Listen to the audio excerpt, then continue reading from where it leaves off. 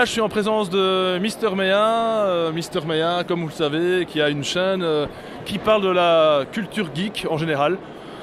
Tout, hein, jeux, vidéos, films, c'est ça? Oui, jeux de société aussi de temps en temps. Qu'est-ce que j'ai d'autre c'est à peu près tout. Après, je fais d'autres trucs. On faisait les brocantes à une époque, mais maintenant c'est devenu super galère, donc on préfère ne plus les faire. Alors la particularité de tes vidéos, c'est que tu vas jusqu'au bout des choses en fait.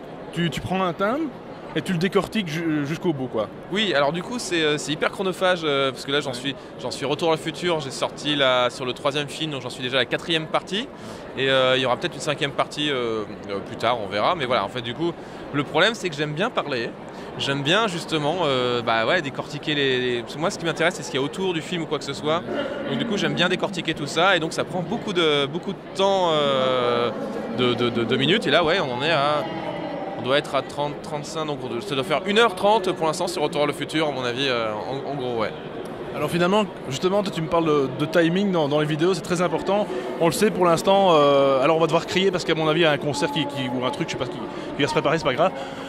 Donc les vidéos, excuse-moi, donc les vidéos en fait, oui, maintenant c'est vrai que les gens, au point de vue timing, aiment bien des courtes vidéos.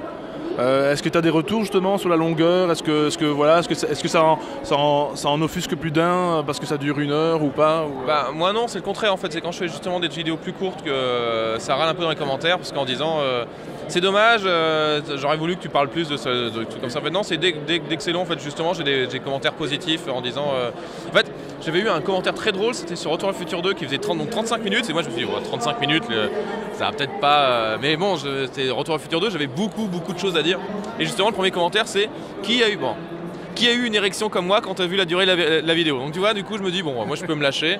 Là j'en ai fait une pour Gamecult sur le western dessus et elle a fait 47 minutes justement et tous les commentaires, je vais en avoir eu juste un qui fait bon j'ai arrêté au bout de 15 minutes c'est trop long, mais sinon non, sur internet en fait on peut faire ce qu'on veut. Effectivement si tu veux que ça marche, il faut faire des vidéos de 5-6 minutes, tu fais des vidéos, j'en ai eu un qui avait fait j'aime pas, il y a trop d'anecdotes et c'est beaucoup trop long et en fait tu remarques qu'après il a regardé tout le reste de mes vidéos. Donc du coup, c'est pas très grave. Et puis si on commence à faire du sur-mesure, on s'en sort plus. Hein. Bah non, parce qu'après tout est formaté et tu n'as pas ta propre... si c'est pour faire la même chose que tout le monde, moi ça ne m'intéresse pas. Si c'est pour... je sais pas, si c'est pour dire, alors là il faut que ça fasse 6 minutes, il faut que j'ai à peu près 10 anecdotes, il faut que j'ai ce truc comme ça m'intéresse pas parce que c'est des contraintes que je me mets, que j'ai pas envie de me mettre. Moi c'est... si j'ai un sujet qui me passionne, j'en parle jusqu'à ce que je n'ai plus rien à dire. Mais pour avoir lu son script, c'est un peu de la merde. Non, par exemple, juste dedans, t'as l'homme de main, c'est plus Bénédicte. Là, c'est 2 jumeaux qui sont belges, qui s'appellent les frères Lumière, et leur prénom, c'est Jules et Jim. Jules et Jim Lumière. Sérieux mec. Une de tes meilleures vidéos, un de tes meilleurs sujets qui t'a le plus passionné, c'est quoi ça? J'ai beaucoup. Alors Habitat, j'avais beaucoup aimé sur le LucasArts. Et alors c'était très drôle parce que justement on parlait de qu'est-ce qui peut plaire ou pas quoi que ce soit. Et c'est ma vidéo la plus appréciée alors que c'est quelque chose qui n'est absolument pas connu. Puisque alors déjà tu peux te dire oui si je fais une vidéo sur tel thème ça va peut-être marcher machin. Et j'ai fait un truc sur Habitat donc qui est le tout premier MMO en fait, qui est un truc de LucasArts. Et c'est tout un projet qui est hyper intéressant sur Commodore 64, donc c'est super cool. Et c'est un truc de, je sais plus c'est l'année, mais 86, 87 ou quoi que ce soit. Et ça m'a passionné parce que c'est vraiment une recherche dans la préhistoire du MMO quoi. Donc j'étais tombé sur des vidéos des gens qui avaient filmé à l'époque, donc je sais pas comment ils l'ont mis, ils avaient dû le garder sur VHS ou quoi que ce soit. Et tu te retrouves dans toute cette époque un peu archéologique, quoi que ce soit, et c'est super cool. Donc voilà, ça et McDonald's aussi, que c'était pareil, je voulais pas parler que des jeux vidéo, je me dis c'est intéressant de parler de la boîte en elle-même parce que aux États-Unis en fait le fondateur de McDonald's c'est Rick Kroc et c'est quelqu'un qui est encensé. Et en fait quand tu commences à faire des recherches tu vois juste que c'est un type qui est arrivé, qui a piqué le concept à 2 frères et qui les a complètement entubés après par la suite et c'est super intéressant. Donc voilà, ça c'est le genre de sujets qui m'ont plu, ouais, c'est les recherches sur des trucs qui sont moins connus, j'aime bien. Alors je suppose que tu parles anglais parce que pour les archives, pour les recherches... Oui, je parle anglais, mais j'ai un très très mauvais accent. Du coup, ça aide pas. En même temps, c'est pas grave. De toute façon, c'est sur Internet. Si tu lis, si tu fais des recherches archéologiques ou au point de vue info, ça doit vraiment prendre beaucoup de temps, ça dit donc. Oui, mais j'aime bien, je suis très curieux. Donc du coup, ça me prend, oui, ça certaines vidéos, par exemple sur les chipmunks, ça m'a mis au moins 2-3 mois avant que pour les recherches et surtout pour comprendre l'angle qui était intéressant à aborder. C'est juste pour faire une liste de choses, un listing, ça ne m'intéressait pas. Il fallait vraiment que je trouve un angle intéressant.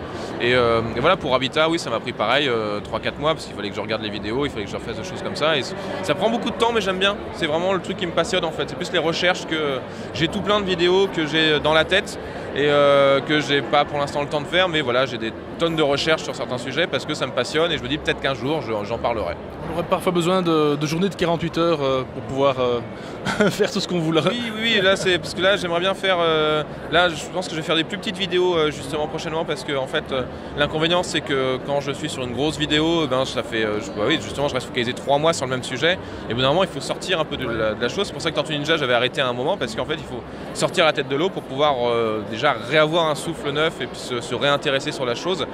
Et du coup j'aimerais bien faire des vidéos un peu plus courtes sur certains films ou quoi que ce soit pour rester dans un truc un peu dynamique mais plus frais en fait, d'avoir toujours un regard frais sur les choses au lieu de se focaliser vraiment très longtemps sur un truc et après de ne plus savoir vraiment ce qui est intéressant ou pas, enfin ce que tu trouves intéressant ou pas puisque tu t'es dessus et après finalement des trucs que Le problème c'est ça, c'est qu'il y a plein de trucs que moi je sais et que je sais pas si la plupart des personnes savent ou quoi que ce soit et j'aime bien partager ce genre de choses et quand tu es beaucoup sur le sujet, au bout d'un moment tu te dis bon bah à mon avis les gens le savent et des fois en fait non, pas du tout, absolument pas. Est-ce qu'il t'arrive de faire des conférences où justement tu apprends un peu voilà, le monde du jeu vidéo ou le monde du cinéma ou la geek attitude en général Non, parce que je suis très flemmard, donc du coup non, ça prend. J'avais fait à une époque, j'avais commencé à faire des entres en direct.